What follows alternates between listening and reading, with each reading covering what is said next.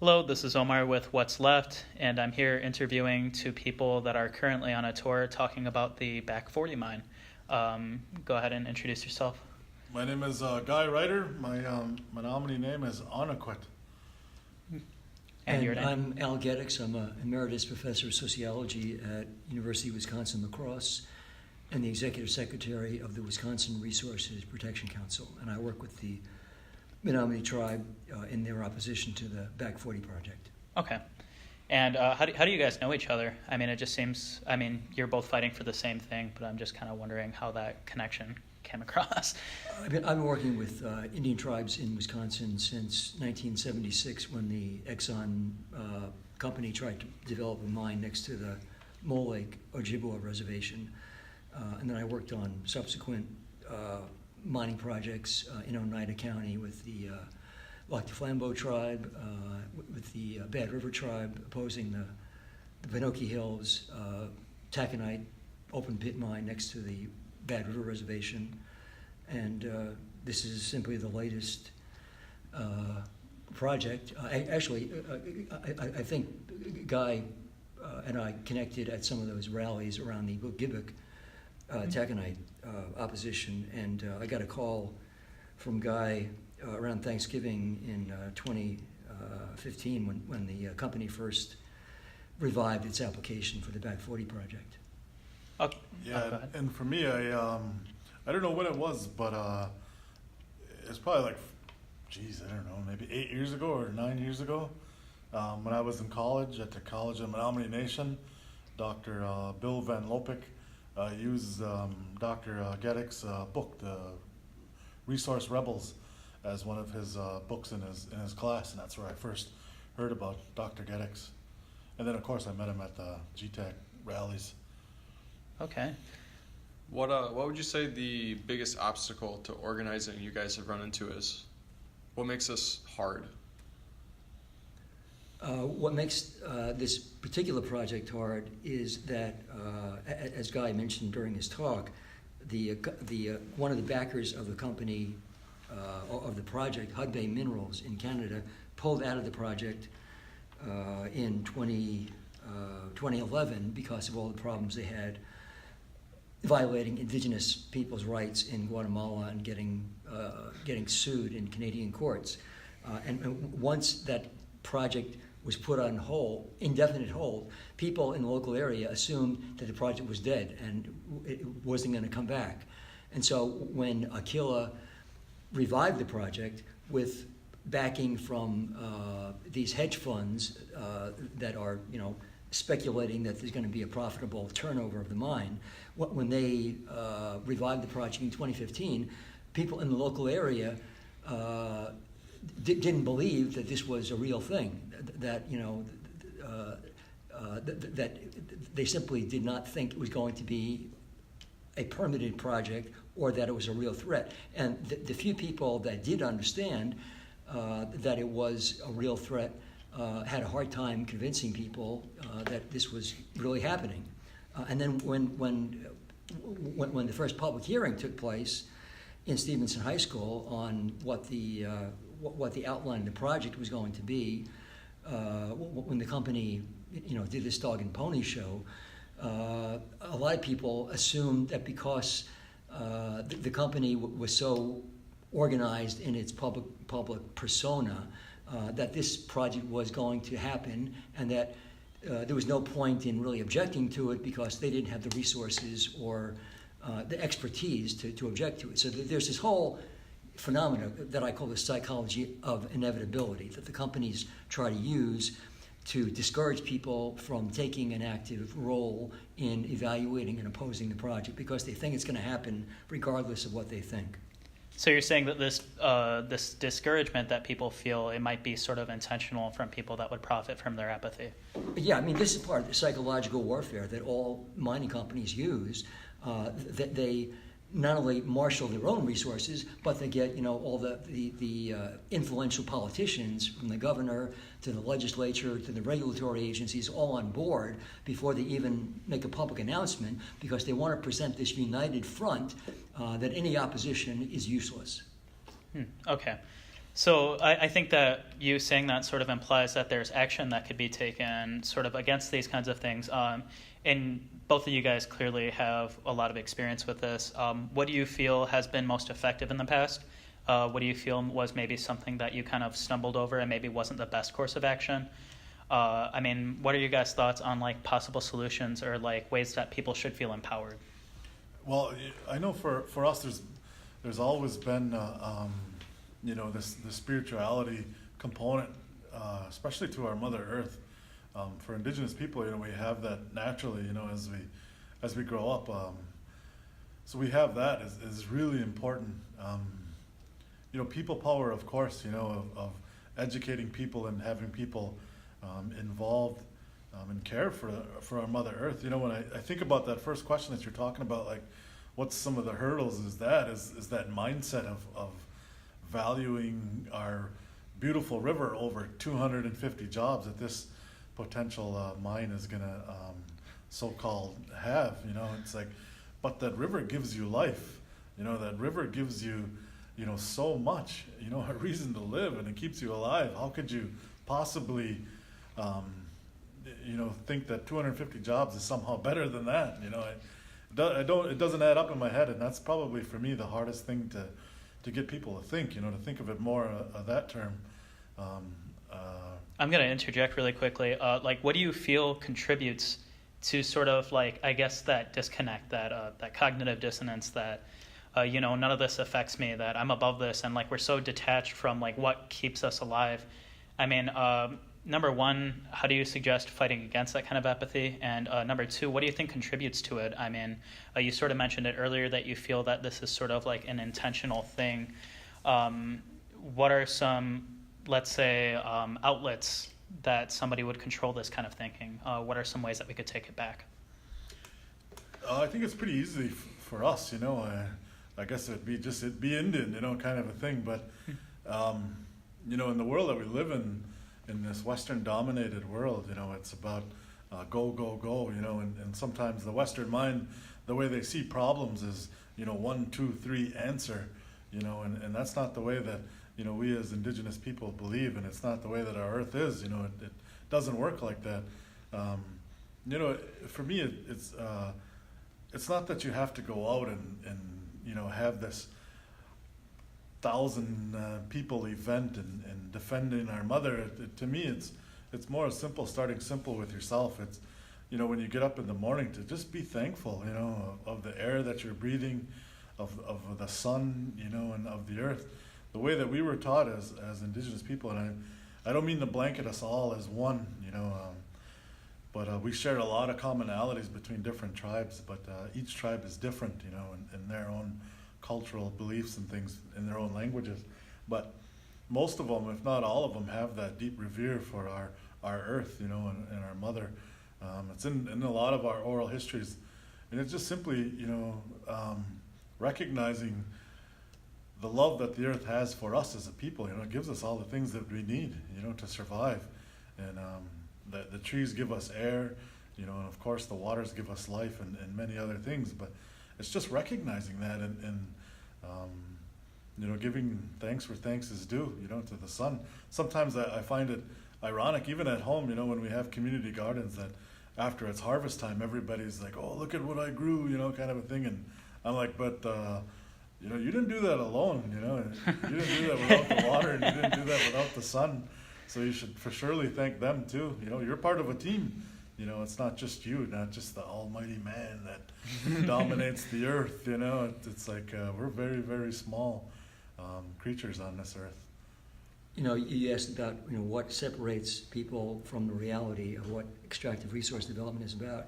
A lot of what separates people is the assumption, going back to the origins of this country in the displacement and genocide of Native peoples, is that these people were destined to disappear before the white civilization. And there's this recurring theme in American history of the vanishing red man. And the forcible assimilation of Native people to the dominant culture to the point where Native people would disappear as a Native people. And when I first began organizing with the Mole Tribe against the Exxon mine, they were facing the extinction of their tribe because of the pollution that would affect their wild rice, which is their main source of subsistence in that particular location. And when I went to mainstream environmental groups to get some assistance for the Mole Lake tribe to oppose the mine, I was told that this is a losing cause. You're never going to win, and it's simply inevitable that the resources will be developed regardless of whose land that those resources are on. And at that point, I understood that I couldn't count on mainstream environmental groups, at least in the 1970s, as an ally.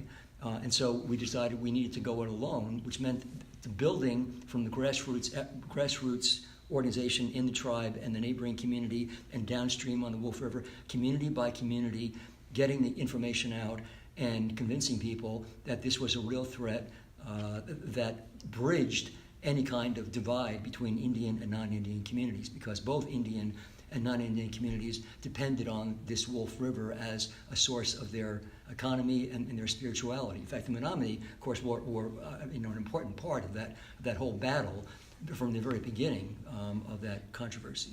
I could, and correct me if I'm wrong, I could foresee two fronts in which you're battling, because, the Menominee obviously already know that this is going to be an issue. I see the challenge of, number one, convincing typical Western people that this is an issue, and then number two, getting them to act on it. Those are two really big bridges to cross. Right, like I was saying earlier, and I think I kind of want to respond to this. So you'd say that Native and especially Menominee have it is part of your culture to be thankful for these resources because they are outside of you and vital to the survival of life and the propagation of life. So conversely, the typical white, generally speaking, mindset, the industrial mindset, the one that displaced Native communities in the first place, would be an unthankful mindset, the mighty dominating man, as you put it. I don't know if it's necessarily not thankful. I just don't think that maybe they see it that way, we as in our tribe and the way that I was kind of raised up was that, in our very early stages, and one of the things we talk about at home with our little ones is that, identity and those types of things start real early on for Indigenous peoples. When the baby is in the womb, we're already telling them, speaking to them in our language, and we're singing songs to them in our language. We're telling them their creation stories. When my kids were little and they were in their mom's belly, that's what I was doing. It was starting already at that time, that early on as little Indians, they were learning their identity. They were learning who they are. As they come out into the world, those things, I'm sure you guys seen them, called cradle boards. Those are, how to explain what that cradle board is, and there's many teachings and things around it, but basically that cradle board is made out of wood, made out of the earth. When you go harvest that wood to get that wood, you pick that certain tree that's going to give its life up for that cradle board. You petition that one. You offer tobacco. You do it in a good heart, in a good mind, in a good way, and you take that wood and you fashion it into a cradle board. And at the same time, when that baby gets put on that cradle board, you're introducing that baby to that natural world, to our Mother Earth. When you see those pictures of the cradle board where they, on one side comes up and on the other side comes up, it's the symbolization of the mom side and the dad side. And then when they weave that cradle board in the middle, it's a symbolization of those two families coming together. It's the actual DNA, coming together. That's what that symbolizes. And on both sides of the cradle board, you'll usually see floral designs or maybe clans, whatever the mom and dad bring to it, so that baby's already being taught, about clans, about where it comes from, about this coming together, so it starts very early, early on, and that's where the type of things that, we as Indigenous people have those gifts and that knowledge, we haven't forgotten it, we've been, for surely been tried to be assimilated since 1492, but not all of us, they're still resisting. We've still been resisting. We're still holding on to our language. That's one of the big parts of who we are is our language. Our language is to me, a love-based language. It comes from a place of care and respect for one another. When I look at English language, it's like a fear-based language. It's so afraid of everything, and that's the way I see the Western mind is so fearful. And ours is the opposite, Ours is about love and connection. Can you give some examples of how our language kind of comes across as fearful? Well, I think like the English language to me is always in contradiction of itself. To me, it's like a bastardized language. Because any other languages, anybody that has tried to learn any other languages, like pure languages, like German or French, any kind of indigenous language, you'll see how English it doesn't make sense. It's just its own creature that it's backwards in everything it does. And I think a lot of that language, they say is to know a person or to know a people, you have to know their language, and if you only have that English language to base your decision or your worldviews on, you only get one side. There's so many different languages, and fortunately enough for me, I'm able to see through our language the way that our people seen things, and the way that they valued things. One of the easy examples is I gave in there, of if I was just to say Awasa, means bear, and leave it at that, that's all you would get. But it doesn't mean that, it means much more. Awasa means, the very first one, or the first being, referring to our creation story, being that first bear that came out of the earth that was turned into a man that was the first Menominee. It refers back to that, So it has that deep connection, There's another word too I wanted to quickly say is, in our language, it belongs here on this earth, and there's a word that we use for like a hilly place, and if you were to close your eyes and if you were to listen to this word, Wahniakiki, you can hear that like landscape, you can see the hills in that word, Wahniakiki. That's how our language is, it's part of this land. It encompasses all that. There's a reoccurring theme that I see you guys talking about all this, and it seems to sort of be like a connectedness, not only to other people, but also to the world around you. It seems like in Western civilization, there's sort of this emphasis on individualism, and like you said, an entire language behind it. I mean, it's sort of like limits thinking in the sense that like we're not just acting alone, it's not just me and mine, it's not just my personal liberty, it's not just my personal freedom, it's not just my property, it's like the property you own goes into the rest of the world. I mean, Foxconn that's being built here, for example, that's just not their land, that's built on Lake Michigan, that affects hundreds of thousands of people. And like our radio show is kind of like an emphasis on sort of like the economic structure of like what sort of goes behind that. I'd like to hear your guys' thoughts on that. So we have like individualism and what seems to be sort of like a system that kind of almost incentivizes it. So when you have this sort of like thing that's in tandem, how do you combat against that? Because sometimes it seems in environmentalism the only solutions are the ones that are profitable in the other way, in the way that's going to help the earth. So I feel like under this current system, we kind of have to develop ways for being better to the earth to be profitable. Do you think that's possible? Or do you think that there's another way? That maybe my view is limited.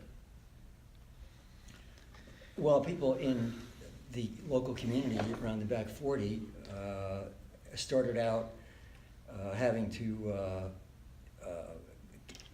counteract the sort of the dominant ethic of that all resources that contribute to the economy ought to be available for exploitation.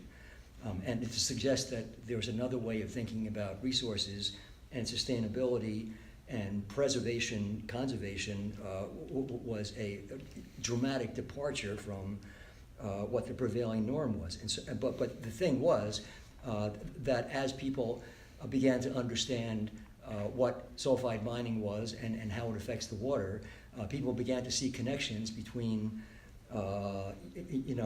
local water supplies, the larger river, the downstream effect on drinking water supplies just across the river in Marinette. And it's no accident that the first community that passed a very definitive opposition resolution to the mine was Marinette County, because they are, hundreds of yards from the proposed mine, and they depend on the river for their drinking water, and any contamination is going to devastate that community. And once people understood the connection with the larger water system, not just the Menominee River, but the entire, northeast Wisconsin watershed, which would be affected, people began to go out to other communities, and that's why we have 7 counties that have passed strong resolutions, not just being skeptical, but being totally opposed to the Back 40 project. And the reason they were able to be that effective is because they connected on this issue of the common watershed. So what you're saying is that there sort of needs to be a unifying subject that sort of puts people together. Yeah. I like sort of what you said about like connecting like indigenous people and then like immigrants that have come here. I think that's really the key to solving a lot of issues in the U.S. and it seemed to have worked for you guys. I'm going to kind of allude to the sort of, I guess, anecdote. In the 1st District, we're having the argument about Foxconn being built there. I watched the Kenosha County Board almost unanimously vote yes for it. How do you guys suggest maybe sort of, I guess, informing people or like sort of like you said, like it, letting them know how it affects them?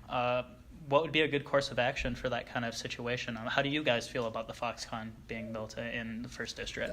There are 2 things. One is that it's a suspension of the democratic process for evaluating environmental impacts.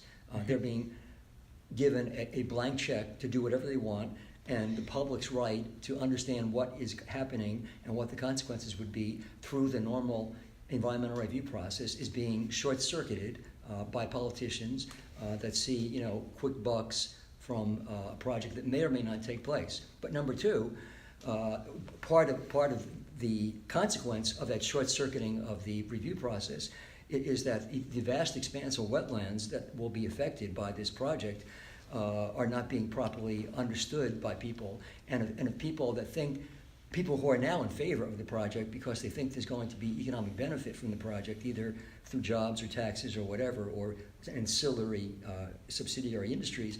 If they understood that the loss of those wetlands was going to make this area more vulnerable to the kinds of catastrophic weather events that we've seen, in the past several weeks in Puerto Rico, in Texas, and Florida, they would have a different opinion of whether this is a reasonable or a fair trade-off. Yeah, and one of the things, for me is I'm reminded of a quote that I kind of use in different talks and other places, and I don't exactly remember where I heard it, but it basically says, if you want to build a ship, don't drum up people to collect wood and don't assign them tasks and work, but rather teach them to long for the endless immensity of the sea.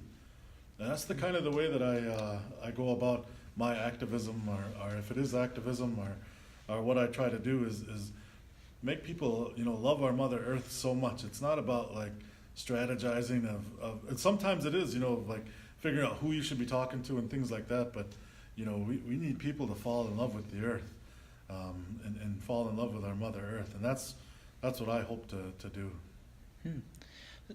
This process that's happening with Foxconn and the Back 40 mine, this is something that seems to have continued throughout time.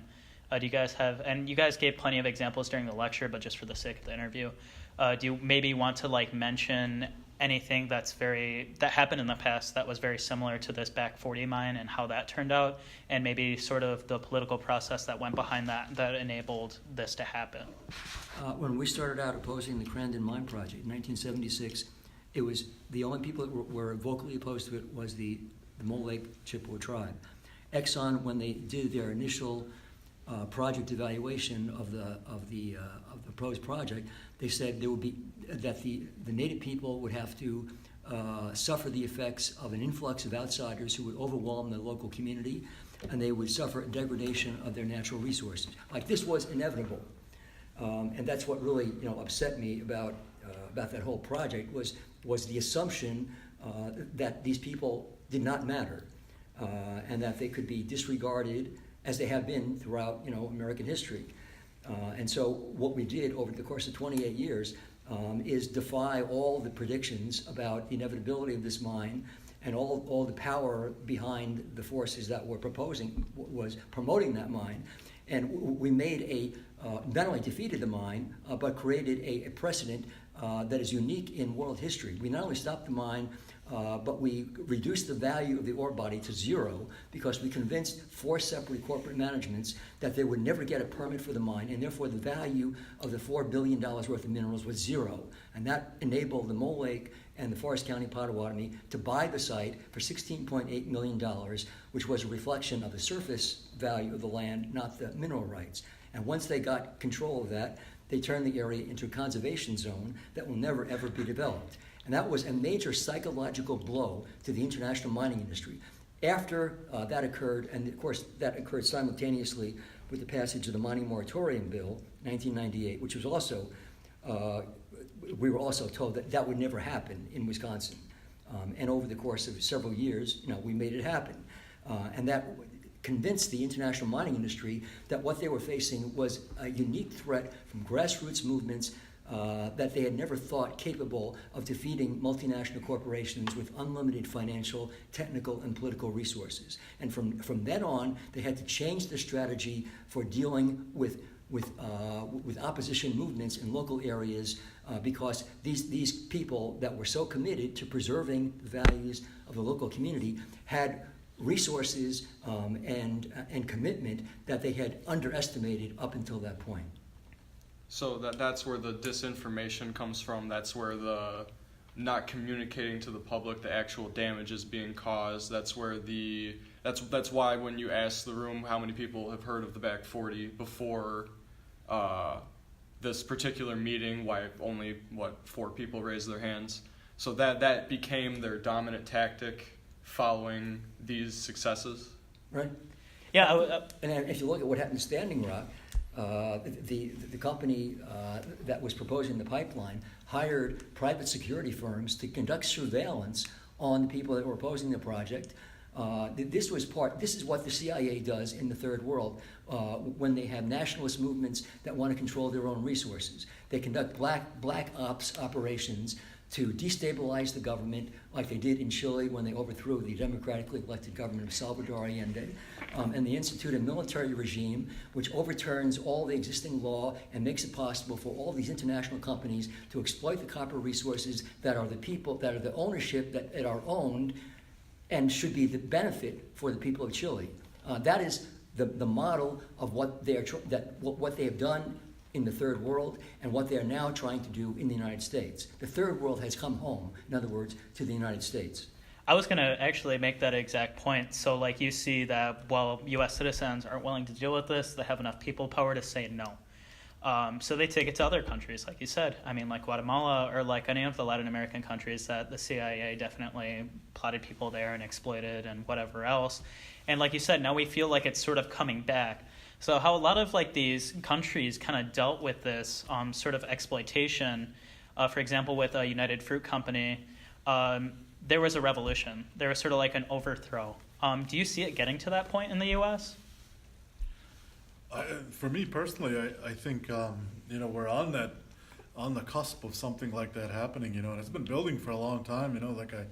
Like I said before, indigenous people are the first environmentalists. In this part of the world, we may have lost some battles, but we surely haven't lost the war. And we've been resisting for a long time. We're going to be resisting for as long as it takes. And I can see now, not only with like what happened in New York with the Occupy movement, and of course Standing Rock was another example. These things are getting larger, they're getting bigger, more people are getting involved. There's a lot of unhappy people, and especially with number 45 and the presidency, he creates a lot of instability, and there's a lot of people that are willing to get in that probably weren't before, willing to get in the fight, in the movement. So I for surely see something happening. It is already happening. Yeah. What are that old saying of the revolution won't be televised? It's that kind of thing. It's happening now. I think what's happening in indigenous communities all over the world, where they're asserting greater control over their resources, their culture, and their lands, is spreading into the non-indigenous world. I think when the UN passed the Declaration on the Rights of Indigenous People and enshrined the principle of free, prior, informed consent, which meant that people in indigenous communities could no longer be swept aside and ignored when their resources were taken. That whole era is over, and under international law and under the norms of how international actors and corporations behave, the norm is now that they have to seek the consent of the local community. And if they don't do that, their financing is in jeopardy because the World Bank and other lending institutions have incorporated those principles of free, prior, informed consent into their lending practices. And what has happened in Latin America especially is that the example that indigenous communities have provided of demanding free, prior, informed consent has spilled over into the non-indigenous community. And so projects that that were approved by the national government that never consulted the local community, the local community are now organizing these plebiscites, referenda, and popular voting rejections of mining projects, and those popular referenda are reverberating in the financial capitals of the world because the investors in these projects understand that long-term opposition to these projects jeopardizes their investment. They could care less about what happens to these communities or the land or the resources or the environment, but they do care about their bottom line, which is their profits, and they won't risk their investments when they understand that the lack of a social license or the lack of free, prior, informed consent is a financial liability. It makes you kind of wonder what that battle's going to look like, because I mean, I feel like it's not much for a corporation to just sort of have like a few indigenous tribes just say like, you can't have this land. I'm sure they just kind of think like, well, take the next one. Like you said, I mean, this kind of idea is spreading, that we have power together, that we're able to demand that this doesn't happen here. I guess, do you see an escalation in tension as that starts to happen? Because then they're going to realize this isn't just indigenous peoples that are saying no now it's everyone. I mean, what's the next step? I mean, corporations can't function at that point. And I'm not saying that's a bad thing, but I don't think any of us would think that's a bad thing. The next step is for communities to assert community rights over corporate rights. And right now there is a movement in the United States called the Community Rights Movement, where communities that want to ban certain activities that are incompatible with the existing values of the community, whether it be a frac sand mine or a hydrofracking activity or a clear-cut forest activity or in the case of the Back 40, sulfide mine. These communities are running into the negation of local community control by states which say that you can't ban this activity because the corporations have a right to conduct the activity according to the corporate charters that have been endowed upon these corporations by Supreme Court decisions over the decades. And these communities are saying, corporate rights be damned, that the Constitution and the Bill of Rights and all of the principles of American democracy say that the people have the right to determine their own communities and protect health, safety, and welfare of the community. And if the state and the corporations do not like that, that's too bad, because these values take precedence over corporate values. And what we've seen in many communities, over 100 communities that have passed these community rights ordinances asserting that local control over corporate rights, is that very few corporations want to take these communities to court, because in order to do that, they would have to argue that corporate rights trump community rights, and they don't want to expose the hypocrisy of that kind of position. And so they are very reluctant to oppose these communities, and what is happening is that more and more communities are beginning to understand that real democracy requires them to act on their principles. Well, the one thing I would say to that is, while they aren't willing to take them to court necessarily, they are willing to hire private security firms, conduct surveillance, right, undermine those community rights every opportunity they can, while working more or less within the law. And they'll violate the law so long as they aren't caught doing it and are reasonably sure that being caught doing it will cost less than the profit they will get for performing this surveillance.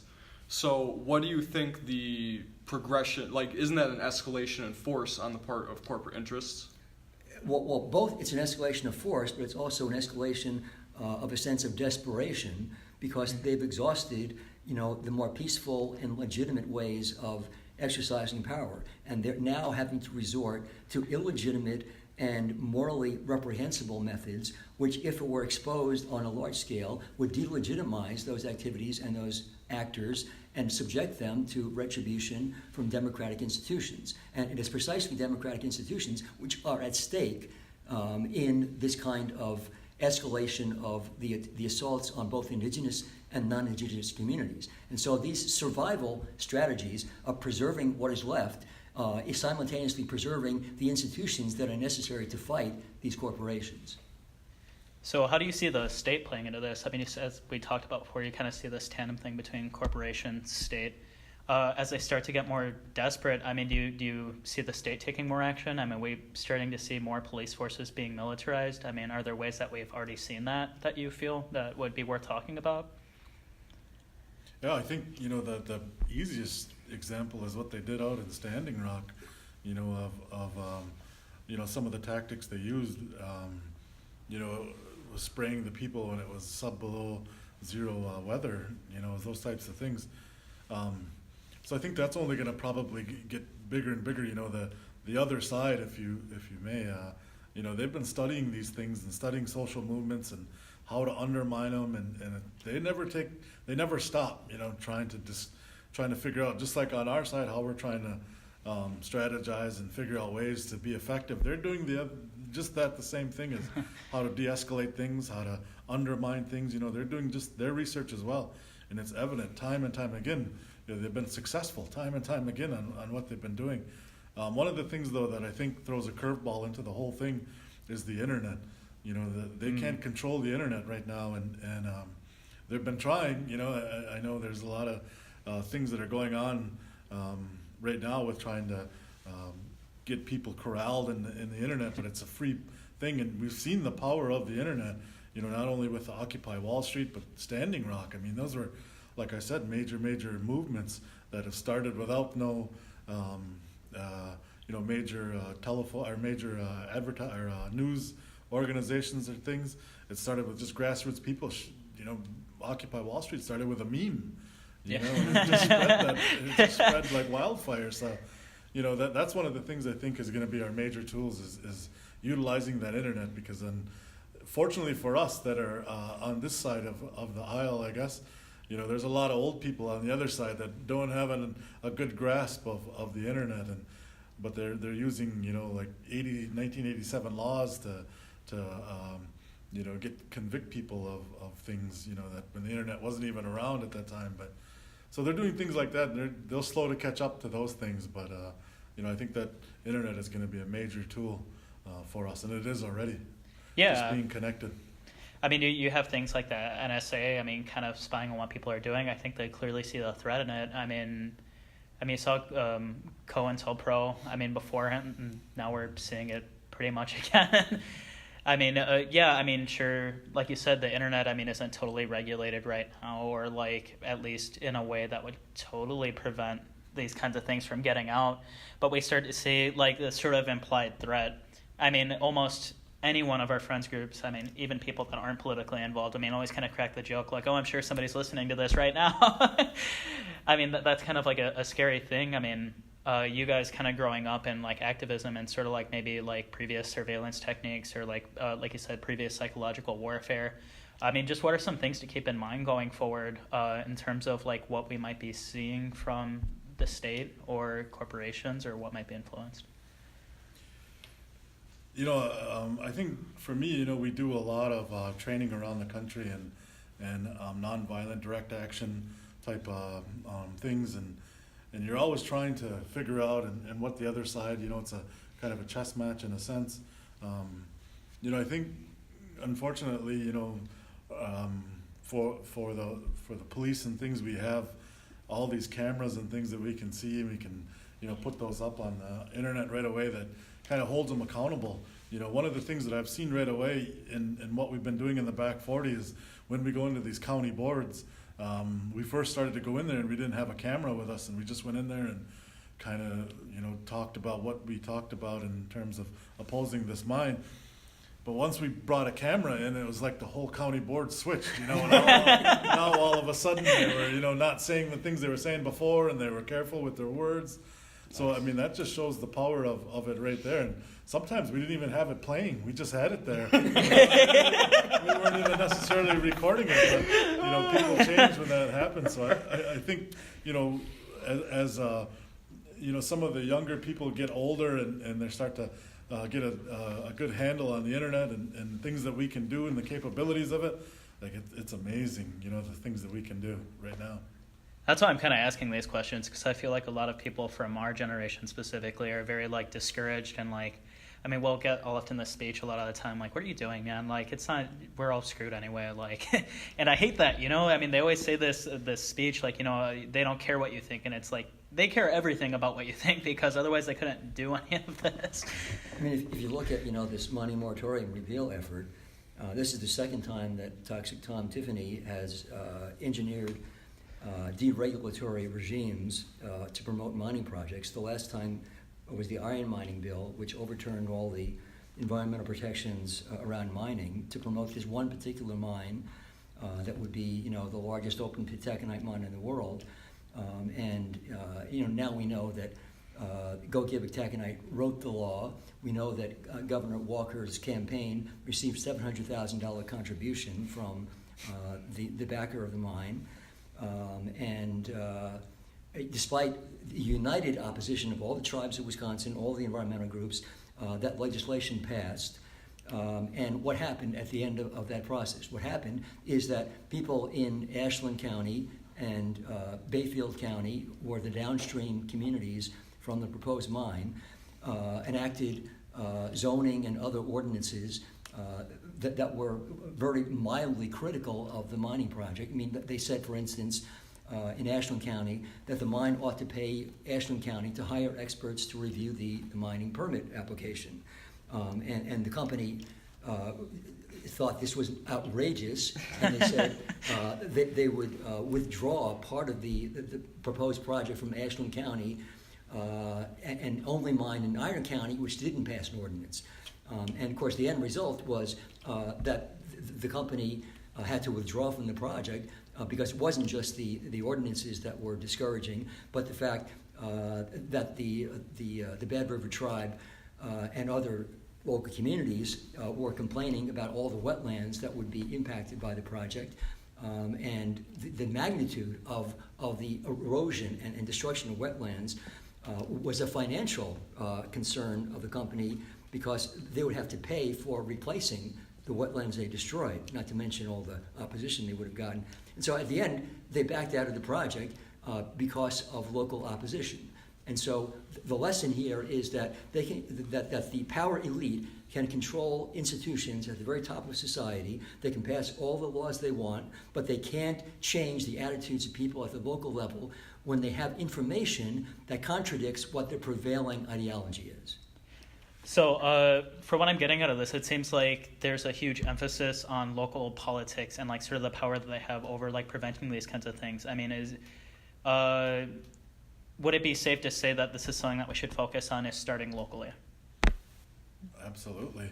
I think that's one of the things I think that we get confused about, is when you start to look at power and look at, you do power mapping of the country and who has all the power, people automatically assume, well, the president, does, but, we have a lot of power as people, I know it's kind of cliche to say that we vote and we vote them in and we have that power, but, on the local level of, it's really important when you start talking to students and you start talking to youth, getting them encouraged and empowered to see how powerful their voice is, that, I go back to Standing Rock, and that thing started with the youth council out there. It was the youth that brought that forward, and if we're to win anything, or if we're to kind of roll back some of these unjust laws, we're going to need the youth involved, and we're going to need that voice there. I think, back in the 70s and the 60s, the youth were for surely involved, but I don't think that they needed them as much as we need them now, in this fight. And we're at a point right now, I think, in our world where we're running out of natural resources and we're taking too much from the earth. So it's either we're going to figure it out or we're going to go extinct. So it's not like we have a lot of time to figure these things out. To me, climate change is real and it's happening every day. And the only ones that I think that doubt that is the ones that are behind a desk all day and not out in the woods and not out living off the land. So this might be kind of an unfair question, but I think, do you feel that by the time people realize this and we start like sort of having like a oh no moment, do you think that we're going to be able to reverse a lot of what we're doing if we were to make these changes soon? Or are you less optimistic? I guess I'm kind of tripping over my words here. Put simply, do you have hope that we're going to figure this out before it's too late? I mean, the economics of renewable resources and alternative energy are already making it patently clear to the most skeptical economist that fossil fuels are a dinosaur. They have no role in any future energy scenario. And furthermore, that it's more profitable to invest in alternative energy. It provides more jobs, and it provides a sustainable way of providing energy in contrast to the whole fossil fuel industry. So I think both economics and politics are converging to create a paradigm shift in American society where the response to climate change is going to be initially based on economics and later based upon an understanding of how ecosystems work. Yeah, for me, I think our indigenous people already have it figured out. They've had it figured out for thousands of years of how to live sustainably on this earth and how to live in a good way. So it's not that, it's just like the Western dominant society needs to close their mouth and listen, listen to the indigenous people. And it's not saying that we have to go back and live in a wigwam or anything like that, but it has to clearly understand that we are this earth. We are the universe. It's not something that's outside of us.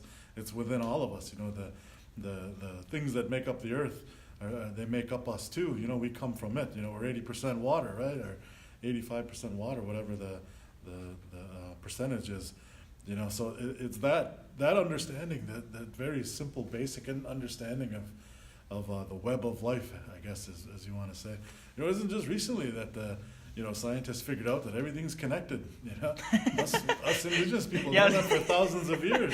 So it's they should have cited you guys. There's a lot of things they steal from us, but that's all right as long as they understand. So I think the answer is in the cultures of these indigenous people in these lands and these worlds. We know things that others have no idea, about, and it's time to start listening to them. Like I said at the beginning, we've already lived through climate change. Here in this country, in this land, we went through the little ice age, and survived. So we have a lot to say, and we have a lot of knowledge. So it's time to be quiet and listen. I think that's a good way to leave off. End of the message, be quiet and listen. That's going to be it for this episode. Thank you.